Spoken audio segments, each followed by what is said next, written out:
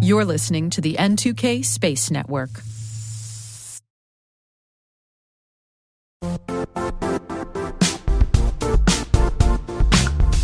The IT world used to be simpler. You only had to secure and manage environments that you controlled. Then came new technologies and new ways to work. Now, employees, apps, and networks are everywhere. This means poor visibility, security gaps, and added risk. That's why Cloudflare created the first-ever connectivity cloud. Visit cloudflare.com to protect your business everywhere you do business.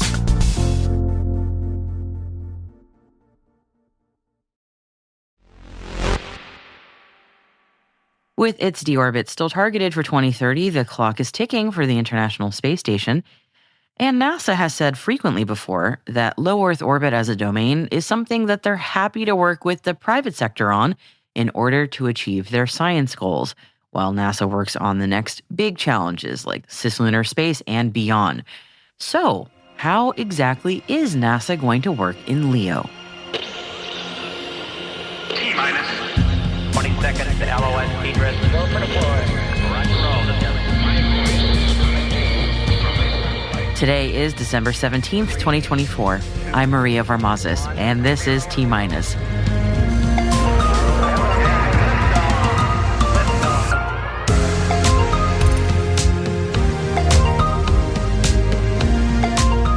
NASA releases its strategy for sustaining human presence in LEO. SpaceX launches the first rapid response Trailblazer mission. Thailand signs the Artemis Accords. And our guests today are Aerospace Corporation's Uma Brugman, who is the executive director of the Space Safety Institute, and Brian Whedon from the Center for Space Policy and Strategy. We're going to be discussing their new Space Safety Compendium, which highlights high-priority technical and policy considerations for the future sustainability of space operations.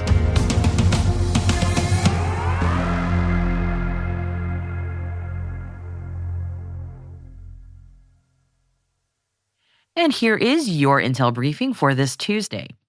While a permanent home in low Earth orbit may be the future domain of the private sector, there is a lot of science left to be done there, and science has a lot of plans for LEO. In fact, NASA has just released its final long-term goals for low Earth orbit in a large strategy document just released today called NASA's Low Earth Orbit Microgravity Strategy. With their vision set on the Moon and Mars, humans aboard any trips to these places will do so in microgravity, so it's key that NASA continue vital human research in microgravity, as well as test future exploration systems and retain all of the critical skills needed to operate in the microgravity environment. The microgravity strategy outlined by NASA is what the agency says will enable an unbroken, continuous heartbeat of humans in the commercial low Earth orbit destinations era. And we've got a link to the document for you to read in the show notes. Meanwhile, the NASA-backed commercial space station Starlab has completed 4 key milestones in the areas of habitat structural test article preliminary design, systems integration, integrated operations, and habitat structural test planning. Starlab is designed to launch in a single flight and features a large habitation module with a service module for power and propulsion. Next steps for the space station include a preliminary design and Phase 1 safety review to confirm the station meets NASA's human spaceflight requirements. And speaking of future LEO destinations, Voyager Space's Starlab has completed 4 developmental milestones, marking progress in the station's design and operational readiness. Starlab is also set to complete a preliminary design review and Phase 1 safety review by the end of the year. NASA is supporting the design and development of multiple commercial space stations, including Starlab, through funded and unfunded agreements. The current design and development phase will be followed by the procurement of services from one or more companies, where NASA aims to be one of many customers for low Earth orbit destinations. The 7th Lockheed Martin designed and built Global Positioning System 3 space vehicle, or GPS-3 SV07, launched from Cape Canaveral Space Force Station last night. The satellite lifted off on a SpaceX Falcon 9 rocket. The GPS-3 SV07 was launched on an accelerated timeline and joins the Space Force's ongoing modernization of the GPS constellation. The mission, named RRT-1, is the first Rapid Response Trailblazer launch designed to demonstrate U.S. capabilities to rapidly deploy national security satellites. NASA has welcomed Thailand as the 51st nation to sign the Artemis Accords. During a ceremony in Bangkok, Thailand committed to the safe and responsible exploration of space to benefit humanity. Lunar Outpost's Australian subsidiary, Lunar Outpost Oceania, has been selected to co-lead Australia's first lunar rover program with EPE Oceania. The ELO-2 consortium has been selected to design, construct, and operate the rover on the lunar surface. The project is funded by the Australian government through the Australian Space Agency. And the rover, which you might remember is named Rover by the Australian public, is Lunar Outpost's fourth contracted lunar mission. China held 2 launches at the start of this week. The first saw a group of satellites for an internet constellation liftoff from the Wenchang Space Launch Site in South China's Hainan province on Monday. The second launch sent a new group of synthetic aperture radar satellites into space from the Taiyuan Space Launch Center in North China's Shanxi province. The European Space Agency has kickstarted its EEE Space Component Sovereignty for Europe program. ESA has signed a contract with Frontgrade Geisler to lead the initiative to advance semiconductor technologies for space applications. The Swedish company is collaborating with key industry leaders to leverage their collective expertise in high-performance microprocessors, advanced semiconductor libraries, and high-speed memory interfaces. The project will incorporate additional technologies from adjacent developments and partners, including high-speed serial interfaces, die-to-die interconnect, and system-in-package concepts. Rocket Lab has delivered its second Pioneer spacecraft to Vandenberg Space Force Base and completed production and testing of a third for Varda Space. The 2 spacecraft are part of a 4-vehicle contract between Rocket Lab and Varda. Rocket Lab's Pioneer platform hosts Varda's reentry capsule, which leverages microgravity conditions to conduct operations in space that are difficult or impossible on Earth.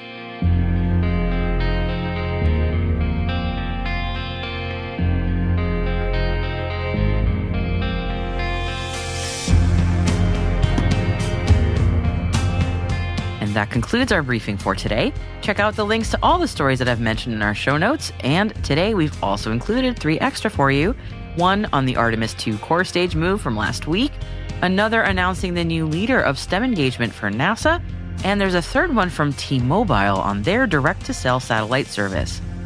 Hey T-Minus crew, if you are just joining us, be sure to follow T-Minus Space Daily in your favorite podcast app. Also, if you could do us a favor, share the intel with your friends and coworkers. Here's a little challenge for you before the holiday. By Friday, please show 3 friends or coworkers this podcast. That's because a growing audience is the most important thing for us, and we would love your help as part of the T-Minus crew. So if you find T-Minus useful, please share it so other professionals like you can find us. Thank you so much, everybody. It means a lot to me and all of us here at T-Minus.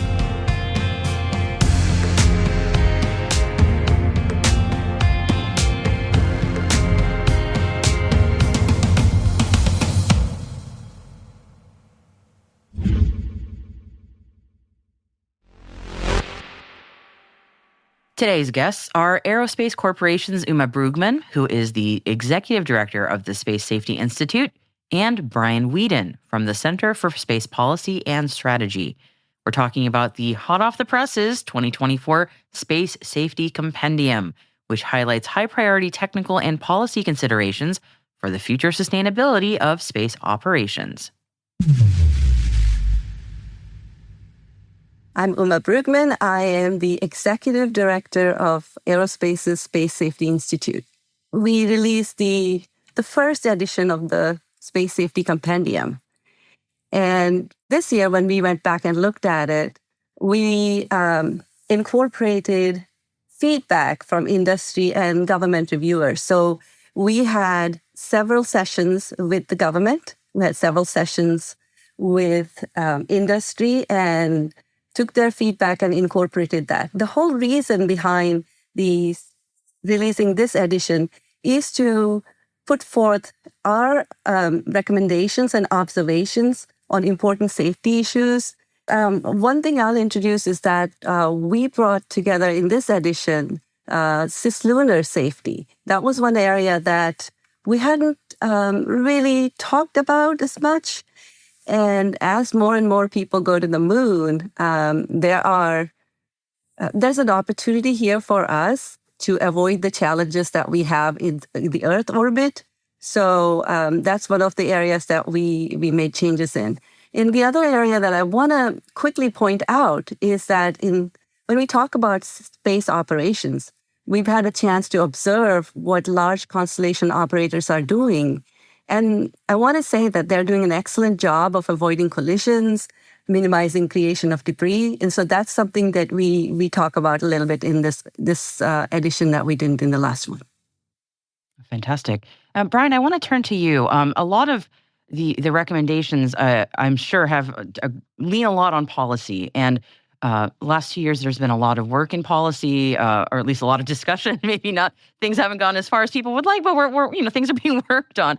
I'm very curious about the policy recommendations that are in this 2024 compendium, especially maybe in comparison to where we were 2 years ago. Yeah, no, it's a great question, and it's something to keep in mind, right? Because a lot of what we have in here is sort of relating to those policy level discussions.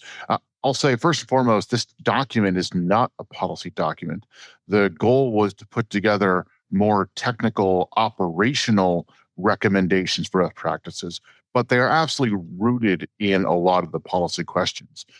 So to back up a little bit, several levels, as many people know, we have this growing participation in space from many more countries and many more companies, rapid growth in the number of space objects, and lots of questions about what is the best governance framework for how those activities will be undertaken. We have this core set of international treaties that lay out very broad principles for how space activities should be conducted. And those same treaties also say the onus is on the states to be responsible for their own national space activities, including those of the private sectors. And there's broad agreement on some international norms when it comes to things like orbital debris mitigation or, how to best provide for the long-term sustainability space activities. But beyond that, there's not a lot of clarity on things. At the national level, states are pretty much free to kind of implement those broad principles and norms how they see fit. We see a lot of innovation from states in terms of national proposals for various policy measures or, ways to improve debris mitigation. And then we've also seen a lot of private sector proposals. Over the last several years, I've sort of lost track of how many different groups of think tanks, academics, or companies, or various other places have put forward sort of their proposals for best practices or standards or various recommendations. So that's sort of the context that this is going into. And I think that, if people are looking for, we're going to get to one set of rules and one entity in charge, we're quite away from that. Right? There was an interesting document put out by the Office of Space Commerce earlier this year that sort of recognized, the global vision they see for space traffic coordination, space traffic management, is there's going to be multiple different entities that are all putting out recommendations or who are, having different sets of analyses on conjunctions or close approaches. And the question is, how do those different hubs work together? How do they exchange data?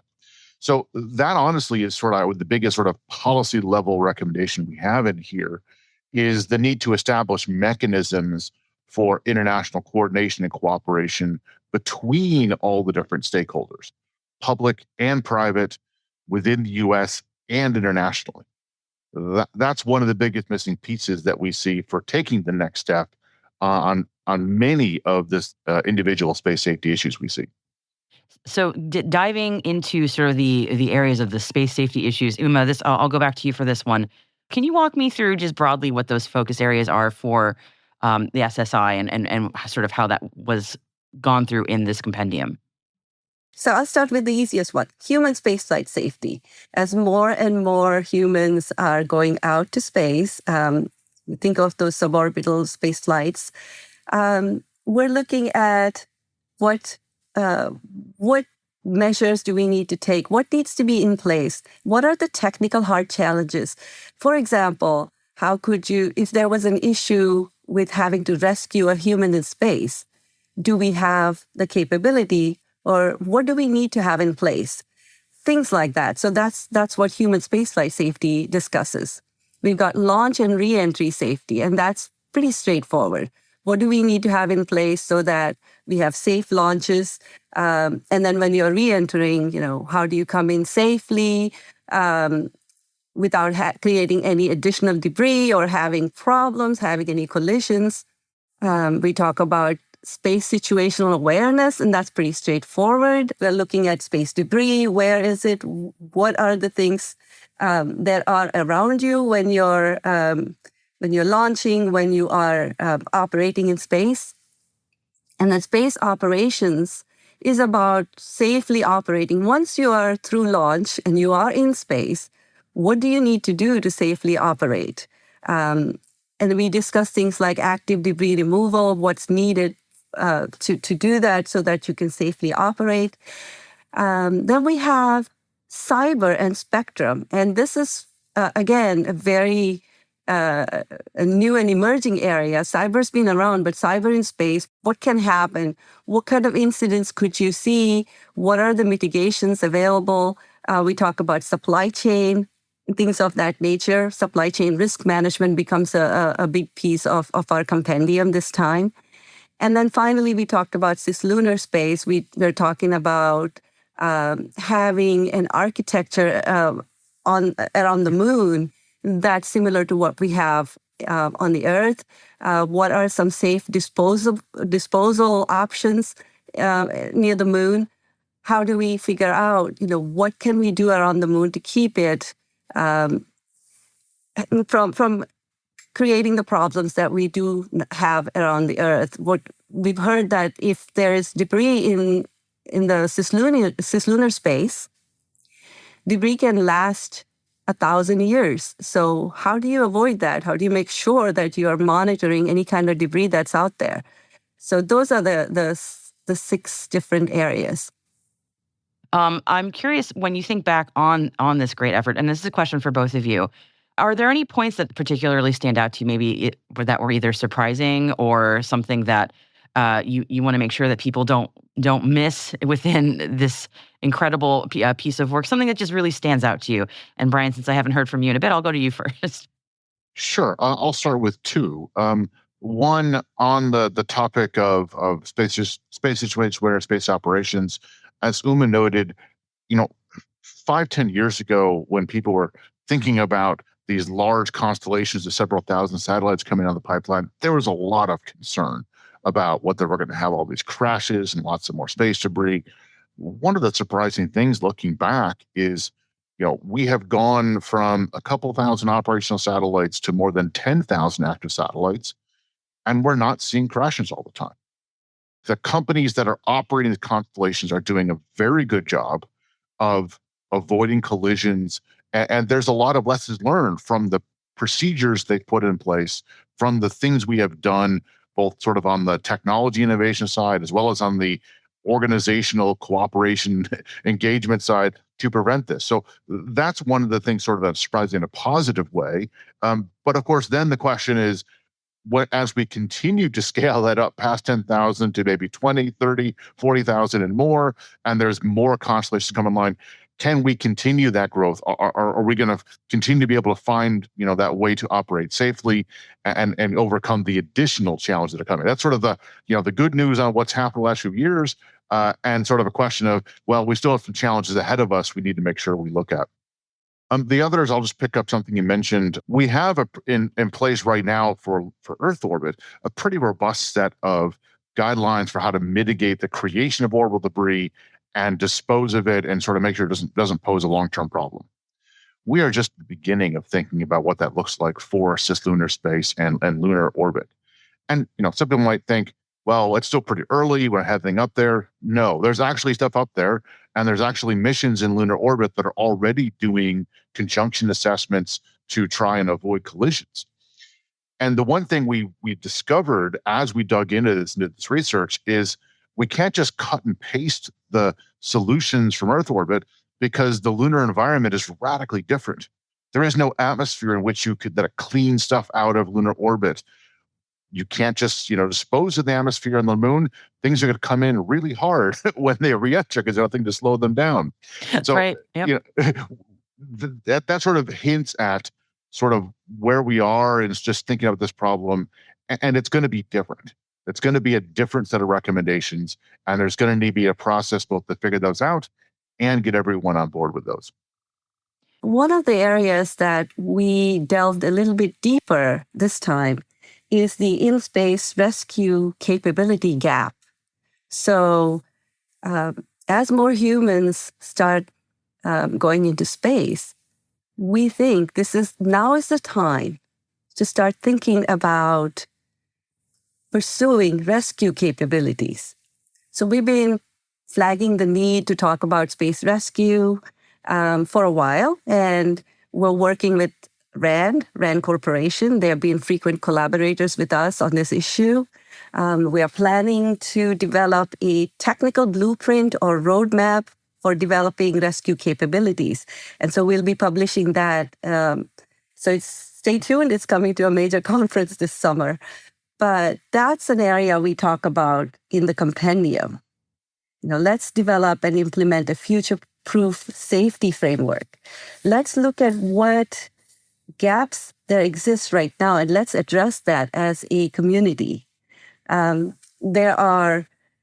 talk about common docking systems for spacecraft. So if two satellites are next to each other right now, they may not be able to dock. They may not be able to, because there's a gap there. There's also a gap in interoperability. So let's talk about those. So now is the time to get ahead of that and get the community talking about it. So that's something we talked about, and that really stood out for me in this compendium. I would love to get your wrap-up thoughts. Uma, why don't you go first? Anything you want to leave our audience with before we conclude today? I think the biggest takeaway from the compendium is really to understand the technical challenges, the policy challenges that we have, and understand that we need a whole of space approach. We need everybody's help to solve these problems. And so we need to come together as a community and look through these issues. And there's more challenges than what we've addressed here.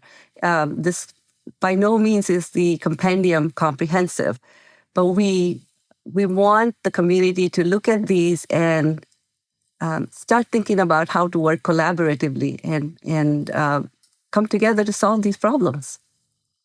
Thank you. And Brian, same question to you. Any wrap-up thoughts? Yeah, I'll follow up sort of a little bit more of what Uma just said and go back to this coordination. I think, no one entity is going to have the final answer in all this. No one entity is in charge of all of this. There's, again, as we talked about at the very beginning, a growing group of both countries and companies, lots of diversity in terms of how they're approaching it, in terms of level of expertise. There's a lot of work that needs to be done more on the collaboration coordination part of it. I mentioned that earlier, but I'll just sort of foot stomp it again this time. We really need to think about what mechanisms exist to enable that coordination and cooperation, because that's really what it's going to come down to. And we hope that this Space Safety Compendium update sort of helps advance some of these questions in the community. We're not going to say that this is the end-all, be-all of things. We hope it's sort of the next step in getting that coordination, getting sort of a better sense across the whole community of where we should be headed and what are some of the challenges and some of the solutions we have to address some of those challenges.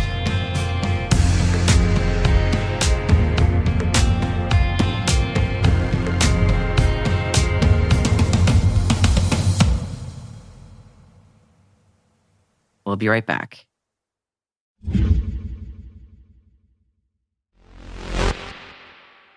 Welcome back. Anyone working in the space industry knows that there's a lot of parallels between space launches and car racing. The unique engineering, the speeds, G-forces to the aerodynamics. So it'll probably come as no surprise that race car drivers are also attracted to the idea of human spaceflight. Case in point, Formula One race car driver Lewis Hamilton has just finished his last season with Mercedes, and on his first week off the racetrack, he's been training for a new adventure. The 7-time world champion has undergone flight training for astronauts. He was put through the same training as was used to prepare the Inspiration 4 and Polaris Dawn crew for commercial spaceflight missions. And during the flight, Lewis experienced a maximum of 7.5 Gs, which is more than astronauts typically experience on ascent. Formula One drivers can experience up to 5 Gs when cornering at high speeds, so the flight was a little more strenuous than a typical day on the track. Lewis was pictured wearing a unique race suit featuring a dedicated space mission patch with his starting number 44. Why space? Well, why not space, right? Here's what he had to say. As a kid, there are a couple of things that I wanted to be. It was either an astronaut or a racing driver. My love of space has only grown since I was a kid. And I was just always fascinated about the moon landings. I've watched online so many of the launches. I'm fascinated with what's out there. We're pretty sure that Lewis Hamilton will be heading to space in the near future after he declared that he cannot wait to get his wings. And we're pretty sure he won't be the last racing driver to look to space after their career on the track.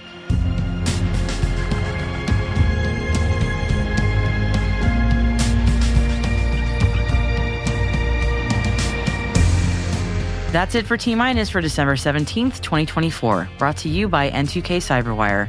For additional resources from today's report, check out our show notes at space.n2k.com.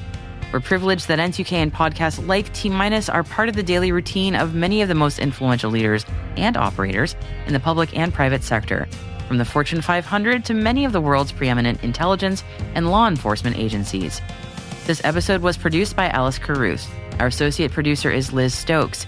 We're mixed by Elliot Peltzman and Trey Hester, with original music by Elliot Peltzman. Our executive producer is Jennifer Iben. Our executive editor is Brandon Karpf. Simone Petrella is our president, Peter Kilby is our publisher, and I am your host, Maria Varmazes. Thanks for listening. We'll see you tomorrow.